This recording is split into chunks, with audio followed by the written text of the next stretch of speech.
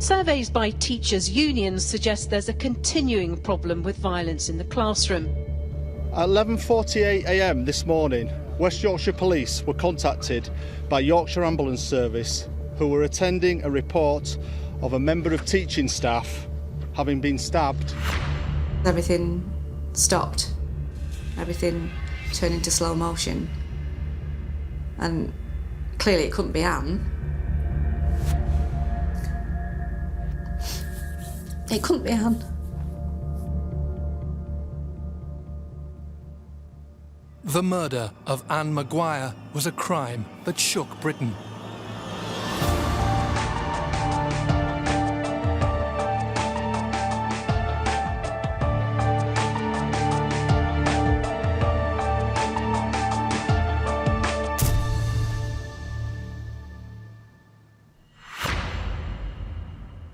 The morning of the 28th of April, 2014, was a typical Monday as people busied themselves preparing for a new week.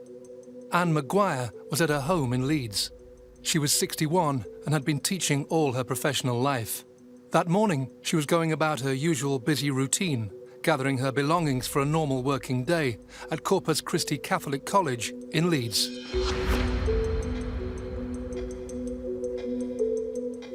She would always be in school early.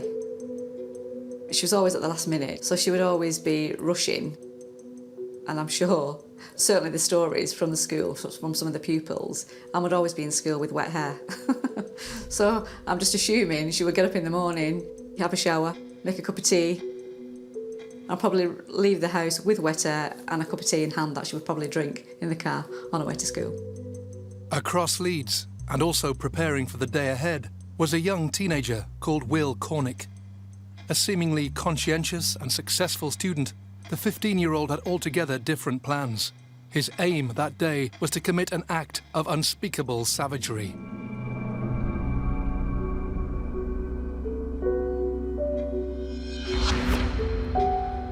According to his father, he was behaving perfectly normally. There was no suggestion of anything wrong. Will Cornick, having been staying with his father, asked to be dropped off at his mother's house before going to school.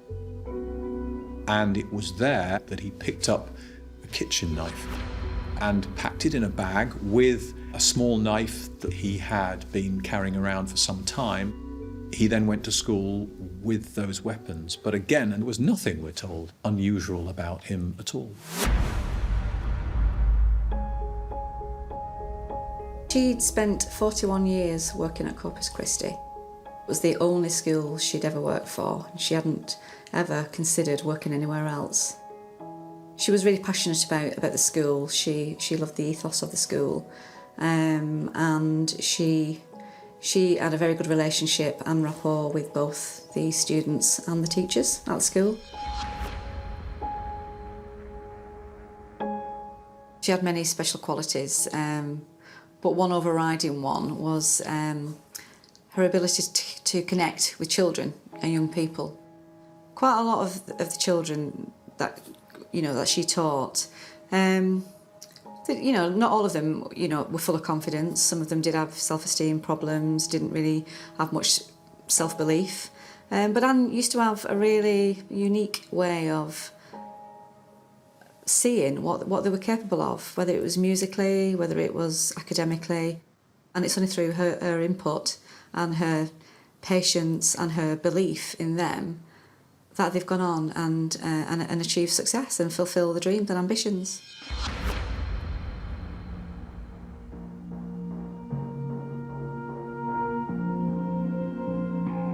On the morning of the attack, Will Cornick had 2 lessons, English and science, and during science, he was telling friends that he wanted to attack Anne Maguire. He is in perfect control of everything that he does, and I think in control of everyone and the events around him. He'd even shown a knife or knives to some of those to whom he spoke. I think the other children regarded Will as a bit odd, a bit of an oddball, a bit of a misfit, who was quite a loner. And I think they thought he was just talking rubbish and this was more bravado.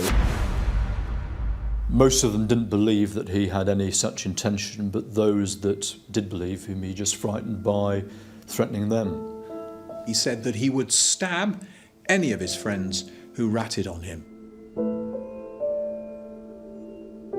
Immediately after morning break, at around 11 a.m, Will Cornick entered the classroom for his GCSE Spanish revision class. It was his third lesson of the day, and his teacher was Anne Maguire.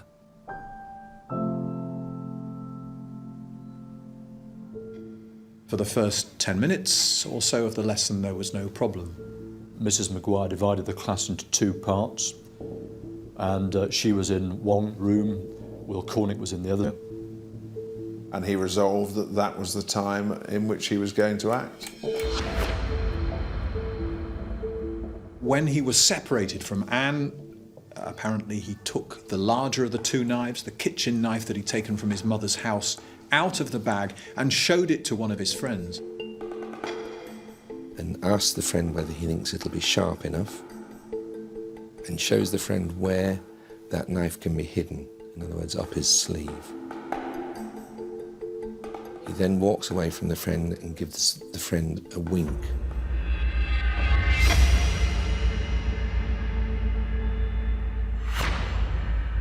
He says now that he was in a red mist. He went through to the other classroom where Anne Maguire was. She was helping a pupil, bending over, talking to her.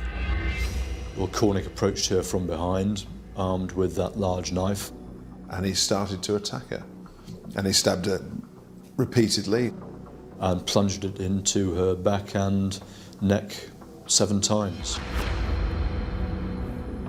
He was a young man who was many decades her junior, who was a good foot taller than her, more powerful, and who moreover was attacking her from behind.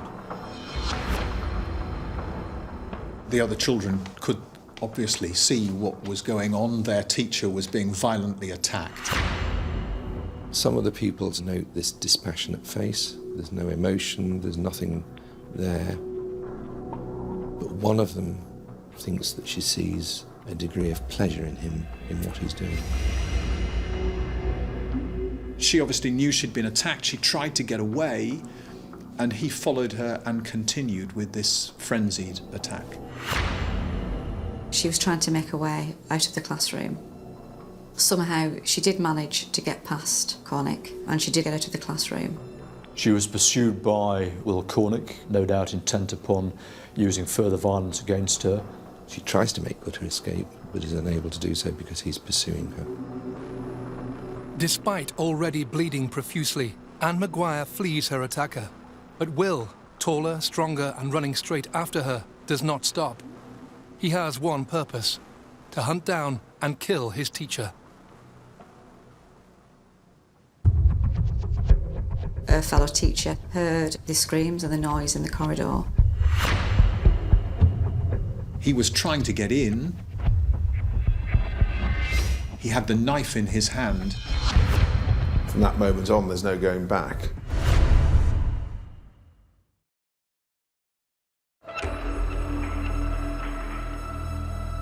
"61-year-old Anne Maguire, nicknamed the mother of the school, where she had taught Spanish for over 40 years, has been stabbed 7 times in the back and neck by a 15-year-old pupil. Already severely wounded, Anne runs to escape him, but her attacker, Will Cornick, comes after her in pursuit. Her fellow teacher, Sue Francis, heard the screams and the noise in the corridor. And she opened the door to see what was going on, and Anne was there. And she could obviously see that what had happened, and she pulled her into the room she was in and closed the door and put her foot against the door so he couldn't follow. He was trying to get in. He had the knife in his hand, but quite quickly he dropped it, simply stopped the attack and walked away. I think the incredible thing to me was that he then went back to the classroom, sat down, and continued as if nothing had happened. And he remained there until 2 teachers came into the classroom and took him away. Meanwhile, obviously, the emergency services are being called. Anne Maguire was very quickly taken away in an ambulance, but she lost consciousness in that ambulance. As Anne is rushed to hospital, battling for life, back at the school, police and staff are faced with a pupil who still appears to be unaware of the severity of his actions. He acted as if he had done nothing wrong. He acted as if he was proud of what he had done. And almost as if he was expecting the day to carry on as it had been earlier, with no sense in that moment that what he'd done had just changed everything. He makes sure that people hear the words good times and talks about having an adrenaline rush. Anne Maguire was tended to by excellent ambulance staff, and then at the hospital by excellent medical professionals. They did everything that they could do to save her life. She passed away at hospital with her husband, as I understand it, there. Everything stopped, everything turned into slow motion, and I was hearing the words, but I wasn't really processing what those words meant, and clearly it couldn't be Anne.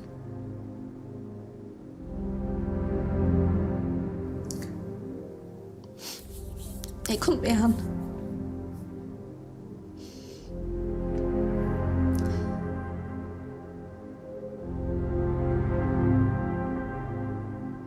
Anne Maguire was 61 and only a few months from retirement. The question that now demanded answering was what drove a teenager to murder a helpless teacher in front of his own classmates. She was an incredibly special person. Her job was not a job, it was a calling, it was a vocation. And she just loved people and she wanted to do her best for people. You know, sometimes you say no one had a bad word to say about that person. Well, it was so much more than that about her. She was a person who everyone, her students, her colleagues, everyone who knew her, had remarkably positive things to say. Everyone who had worked with Anne says that she was a wonderful teacher, and we know that she inspired so many pupils. Anne used to have a really unique way of seeing what they were capable of, and she used to give them the confidence to really develop and become the best they could be. Anne was 12 when I was born, and growing up she's almost been like a second mum to me, if you like.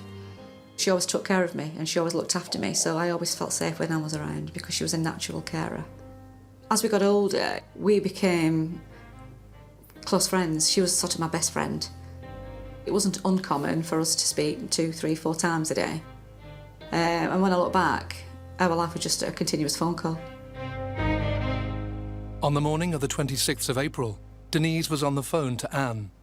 Unbeknownst to her, it would be the very last time she would speak to her sister.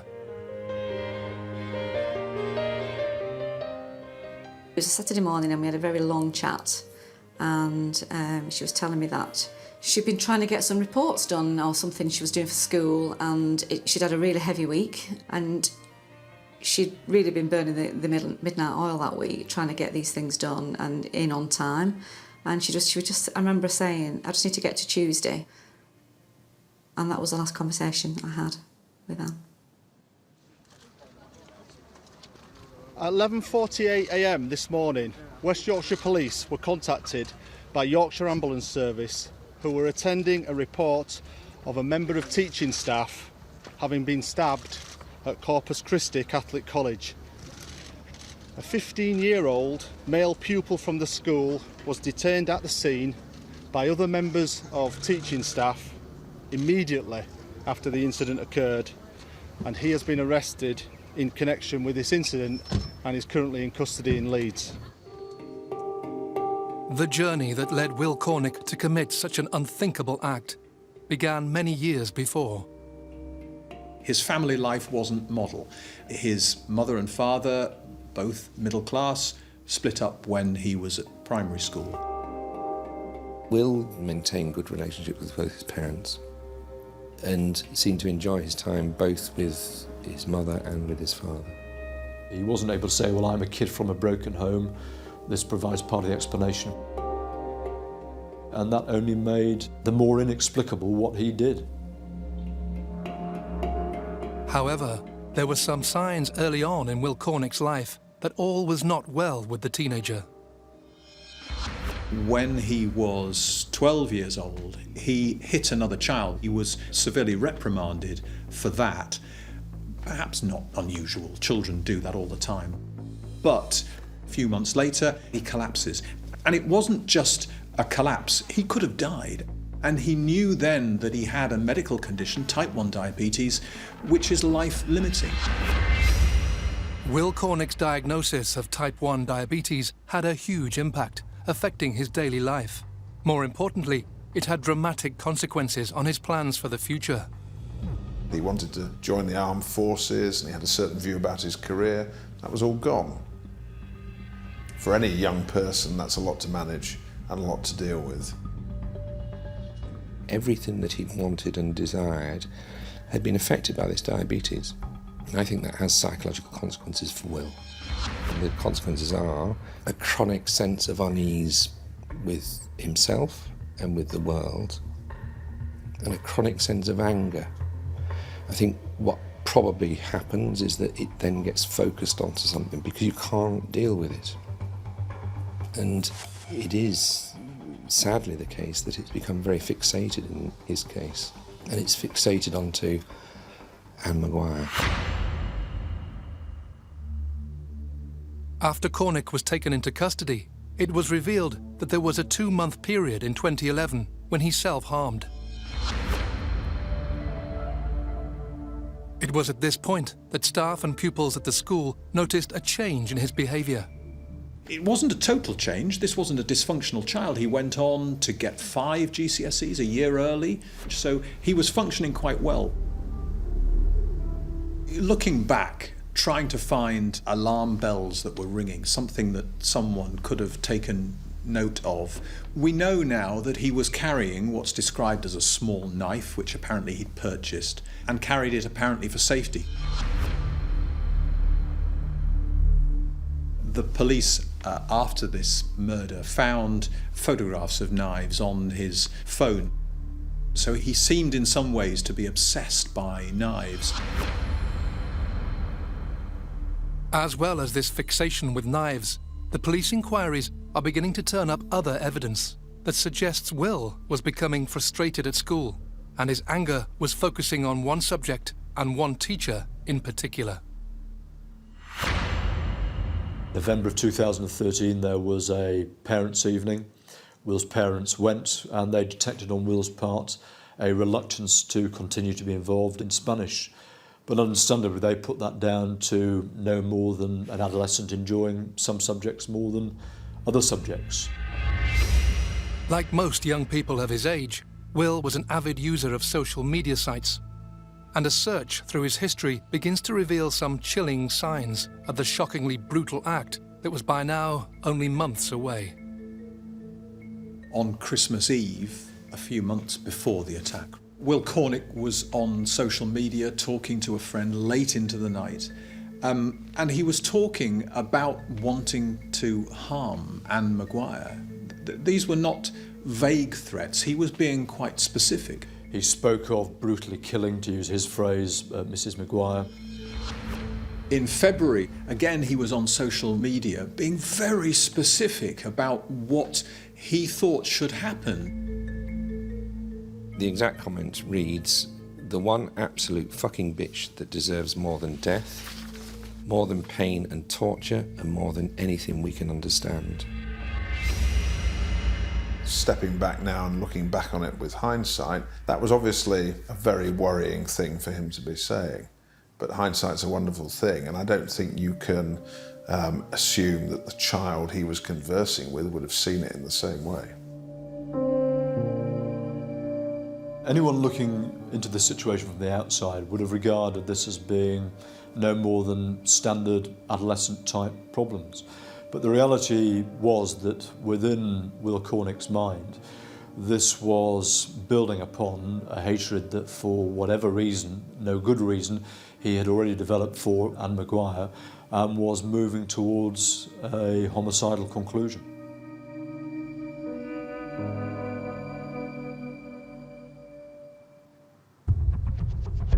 This is extremely unusual. This is a boy in control.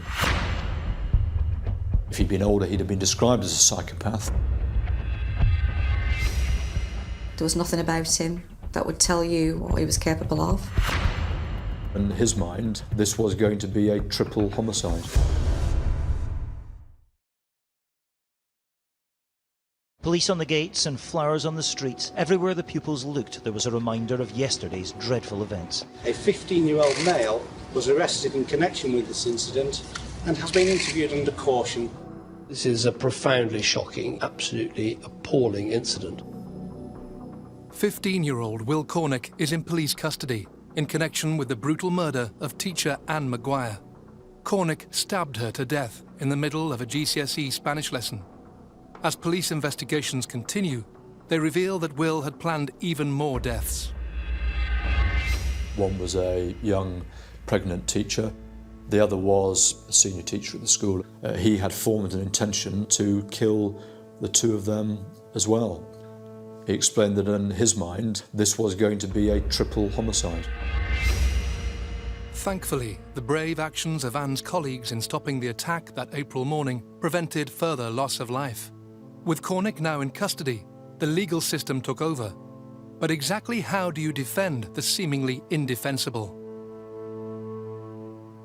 When my solicitor and I spent time with Will, we were obviously keen, as were the experts, to try and understand why he'd acted in this way, and giving him every opportunity to tell us whether there had been anything in his life, even something he'd never mentioned before, that had caused or contributed to his personality. For example, had he ever been sexually abused? Had he ever been physically abused? Was there some incident in his life that he was keeping to himself but that had materially affected him? And he was adamant that there was nothing. And he was adamant that there was nothing at all in his background or childhood that could have caused him to behave in this way. Whilst Cornick provided little or no information to explain his motivations to his legal team, his discussions with a forensic psychiatrist proved rather more illuminating. Will's account of what had happened on that day was very disquieting because it was dispassionate.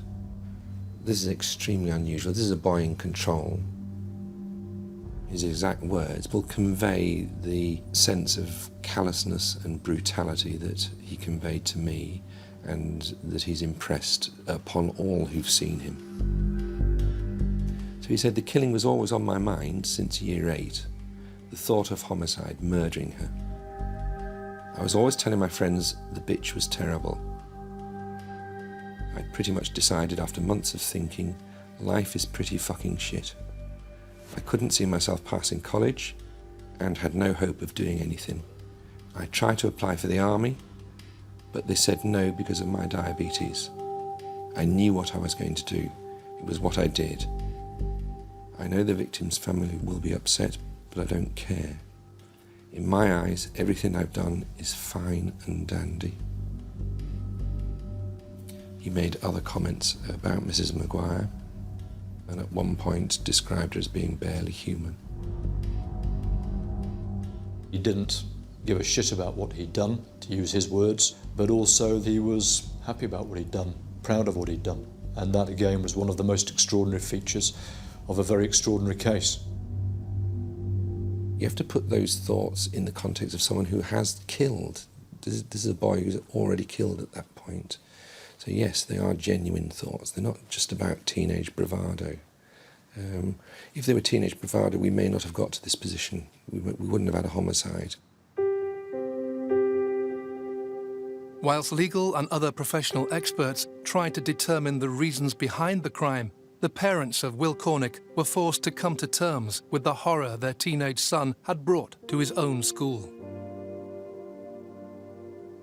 They were in a state of shock and disbelief.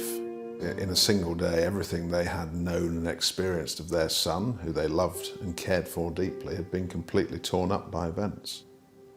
And I think there was a hope in Will's parents that the psychiatric assessments would reveal that he'd been suffering from some sort of treatable illness. And I think it was very difficult for Will's parents to deal with that diagnosis that this was a personality disorder. They felt truly sorry and remorseful about what their son had done to Anne Maguire and to Anne Maguire's family. They knew he had to be punished for that, of course they did. One of the things that I was very keen to make clear when I opened the case was that Will Cornick came from a family that loved him, that supported him, and that bore no responsibility for the perversion that he developed in his own mind. There was, of course, no trial. Will Cornick could hardly deny that he was the person who was responsible for the killing. So that meant that the only way in which he could have had a trial would have been to advance some form of medical defence, namely diminished responsibility.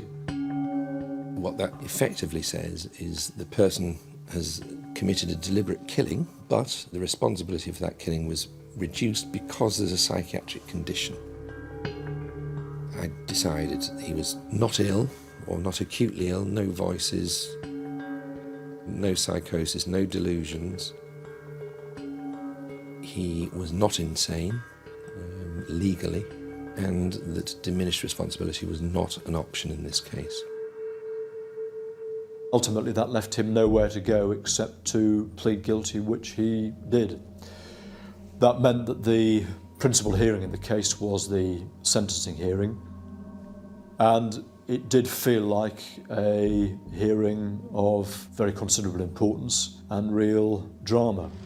To Anne Maguire's family, the act of violence that took her life was, in their words, a monumental act of cowardice and evil. The first time I saw Cornick, he was just a regular schoolboy. Unremarkable. There was nothing about him that would tell you what he'd just done, what he was capable of. Emotionless, didn't seem to react in any way to what was being put to him. As far as I know, he's still not shown any remorse for what he did. I think he's sorry about the effect on his family, but that's different to him being remorseful about what he's done to Anne Maguire and her family. But I think that's a product of his condition, because he doesn't have empathy. So he doesn't understand why Anne Maguire's family or friends would be upset by this, because in his mind he is right when he says that she was a terrible person and that the world is a better place without her, because that is how distorted his thinking is. If he'd been older, he'd have been described as a psychopath, but because of his age, they described him as having a personality disorder with marked psychopathic traits. And part of having that type of personality is the ability to conceal from the outside world what is happening inside. That's part of what made him, and I suppose will continue to make him for the foreseeable future, so dangerous. Sentencing today, Mr. Justice Coulson said that the teenager showed what he called a total and chilling lack of remorse. He said he would serve life imprisonment with a minimum tariff of 20 years before any possible release date. And he added that that release date may well never come. When we heard the sentence that he'd been handed, I felt that justice to a degree had been done. And the comments from the judge at the time said that there could be a possibility that he may never be released, depending on his assessments moving forward. I was relieved to hear that that might be the case. I feel the world's a bit of a safer place now. Much to the dismay of Anne's family, Will Cornick's legal team appealed his sentence. The issue for us was whether the minimum term was too long. It's meant to reflect the culpability of the offender and the harm done. But 20 years for a child, a sentence longer than he had been alive, was an extremely long sentence. And in our view, it was just too long. Judges disagreed and took just 15 minutes to reject the appeal. Although a dangerous killer was safely behind bars, for many, the lack of a trial meant that several questions surrounding the case remained unanswered. There had been very few opportunities as a journalist to ask any questions of anybody. Quite clearly, this was just the most appalling incident to happen. For it to happen in a school in front of children makes it so much worse. We know that he was telling other children he wanted to see harm happen to Anne Maguire. This wasn't a child who was hiding what he thought. This was a child who seemed to be advertising it. The Grim Reaper is as his Facebook page, telling not just one friend that Anne Maguire deserved to die, but showing others in school later the knives that he'd brought in. Yet apparently, we're told, not only did none of those people he'd told go to a teacher or anyone in authority, but they didn't tell anyone else who then went to anyone in authority either. And there are some people who say that that seems odd. There were lots of questions being asked. What was known by the school? Another child with a personality as aberrant as Will Cornick's might exist somewhere out there. We only get one side of the story. Forces us all to question what's happened here.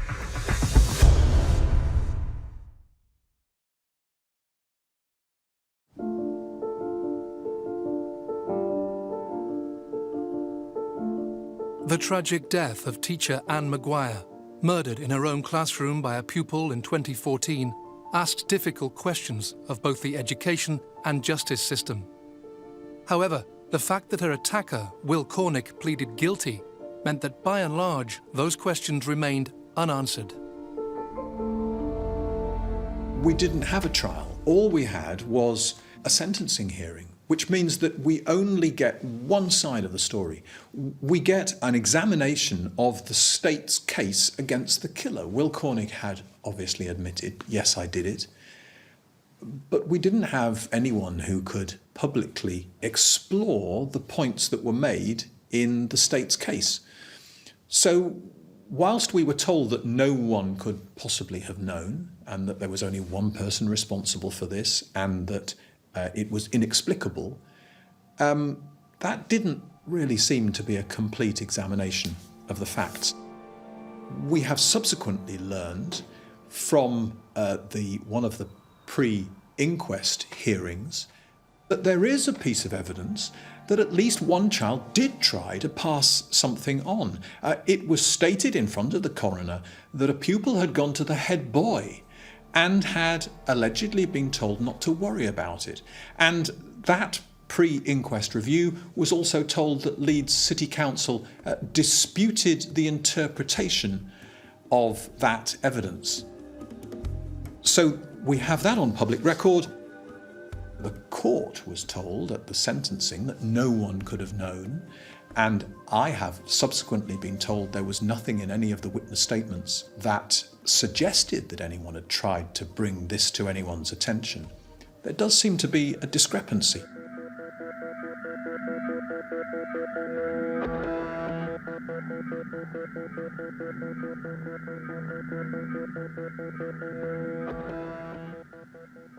One of the most pressing questions raised is how to determine the broader consequences of the attack and who else was affected by the tragic events of the 28th of April, 2014. It most certainly isn't the case that Anne Maguire was the only person to be harmed that day. Obviously the harm suffered by her was the greatest, and indeed couldn't be greater because she lost her life in entirely unnecessary and absolutely terrible circumstances. But that harm was caused to many, many people. In court, there were video recordings from pupils about the impact of this upon them and the distress that it had brought to them Witnessing something like this can lead to quite serious psychiatric conditions, including post-traumatic stress disorder.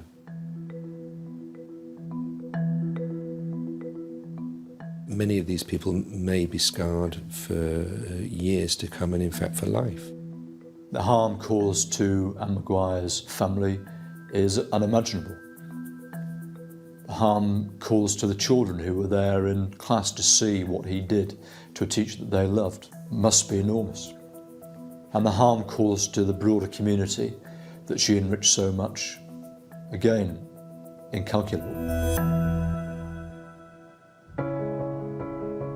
A memorial service for Anne Maguire is held at Leeds Town Hall on the 29th of September 2014 and is attended by over 1,200 people, with hundreds more gathered outside to watch on big screens.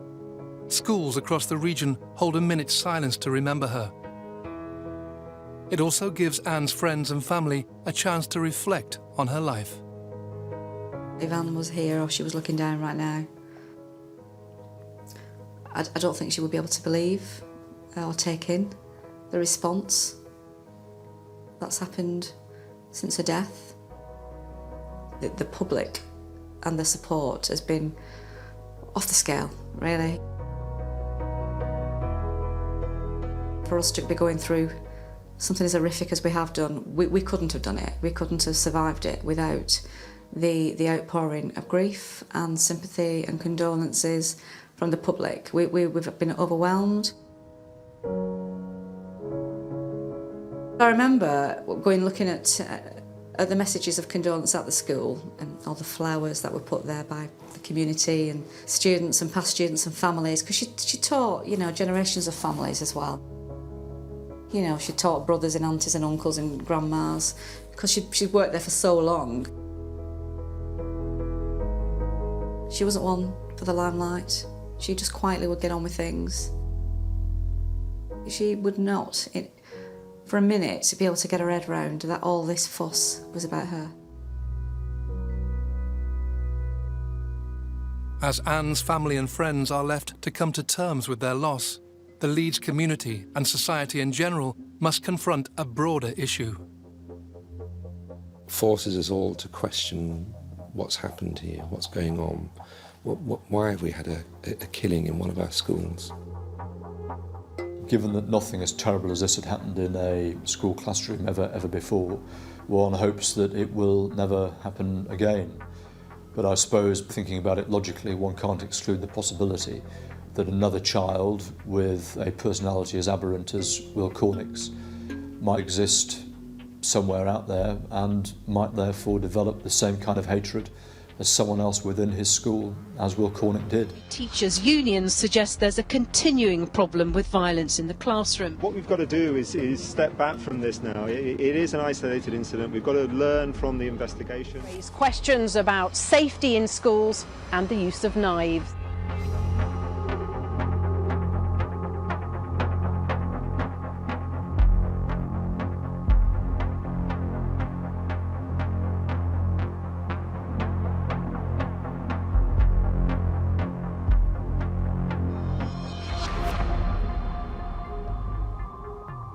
It raises lots of interesting debates about, how we manage school environments and what we could have done to prevent it, or should we have been able to prevent it? Could we predict it? Here in East London have introduced metal detectors. Questions about school security. How we detect children who have serious personality disorders and hopefully deal with them in a way which prevents them from engaging in homicidal behaviour.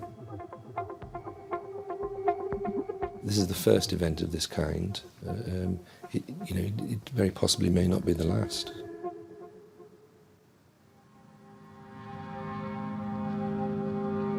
For Anne's family, though, the effects of those horrifying events that April day are much more personal. I've lost my best friend. I've lost my confidant. Because we shared everything together. We shared absolutely everything. And that's now gone. Obviously, the shock element of it from the very dark early days, the shock element's gone, but There are days now, even, you know, I could be busy doing whatever. And I'll suddenly get stopped in my tracks to think, did I dream that? Is it real? Is she not here? We had lots of plans, what we were going to do when we got older, how we were going to take care of each other. She was very interested in travel, Anne, and it's something she hadn't done a lot of.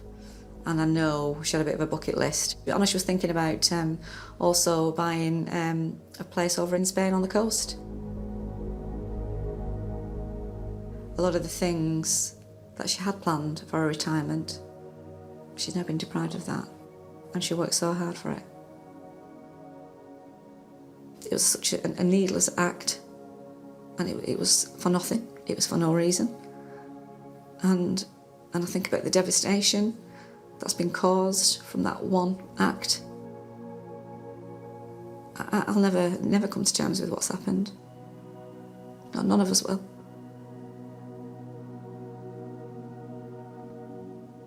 It's like she was such a sunny person. She was such a happy person. It's like I suppose it's like a light that's just gone out.